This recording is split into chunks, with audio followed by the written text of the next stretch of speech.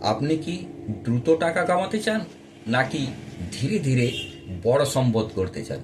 কারণ এই দুটার মধ্যে পার্থক্যটাই ঠিক করে দেবে আপনি ভবিষ্যতে ধনী হবেন নাকি লস করবেন। এই শিক্ষামূলক আলোচনায় আমি বাদল বিডি লার্নিংয়ে আপনাদের স্বাগত। যারা চ্যানেলটি নতুন দেখছেন এবং যারা এখনও পর্যন্ত সাবস্ক্রাইব ফলো করেননি অবশ্যই করবেন, এবং ভিডিও ভালো লাগলে লাইক এবং শেয়ার করতে ভুলবেন না। আসুন আজ আলোচনা করা যাক short term versus long term investment নিয়ে। শর্ট টার্ম ইনভেস্টমেন্ট মানে কম সময়ে টাকা ইনভেস্ট করে দ্রুত লাভ করার চেষ্টা। উদাহরণস্বরূপ স্টক ট্রেডিং, ক্রিপ্টো ট্রেডিং, স্বল্প মেয়াদি ফান্ড। শুনতে খুব আকর্ষণীয়, তাই না? কিন্তু এখানে টুইস্ট আছে। লাভ দ্রুত হয় কিন্তু লসও ইকুয়ালি দ্রুত হয়। অনেকেই ভাবেন আজ ইনভেস্টমেন্ট করব, কাল প্রফিট। বাস্তবে বেশিরভাগ মানুষ এখানে টাকা হারায়। লং টার্ম ইনভেস্টমেন্ট মানে সময়কে আপনার পক্ষে কাজ করতে দেওয়া। 5 বছর, 10 বছর বা তারও বেশি সময় ধরে ইনভেস্টমেন্ট করা। উদাহরণ SIP, stock holding, PPF, public provident fund. এখানে ম্যাজিকটা কি? কম্পাউন্ডিং।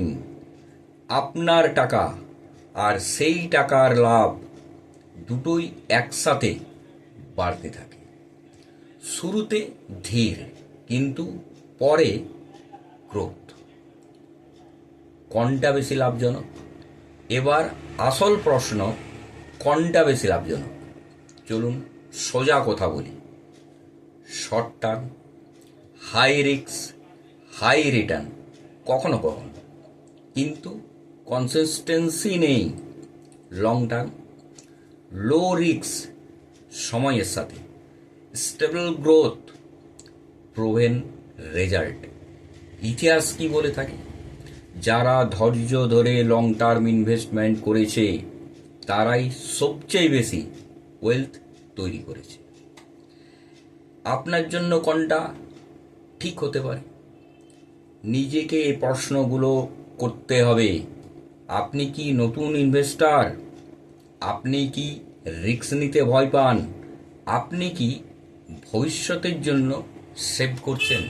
যদি হ্যাঁ, লং টার্ম ইনভেস্টমেন্ট আপনার জন্য শ্যুট করতে পারে। আর যদি আপনি মার্কেট ভালো বোঝেন, রিস্ক নিতে পারেন, তাহলে শর্ট টার্ম ট্রাই করে দেখতে পারেন। শেষে একটা লাইন মনে রাখা দরকার, শর্ট টার্ম আপনাকে এক্সাইটমেন্ট দেয়, লং টার্ম আপনাকে ওয়েলথ দেয়।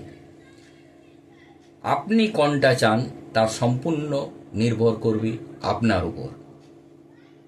সবশেষে বলবো, যাদের ইনভেস্টমেন্ট সম্পর্কে যথেষ্ট জ্ঞান বা দক্ষতা না থেকে থাকে, সেক্ষেত্রে বিশেষজ্ঞদের পরামর্শ নেওয়া একান্তই দরকার।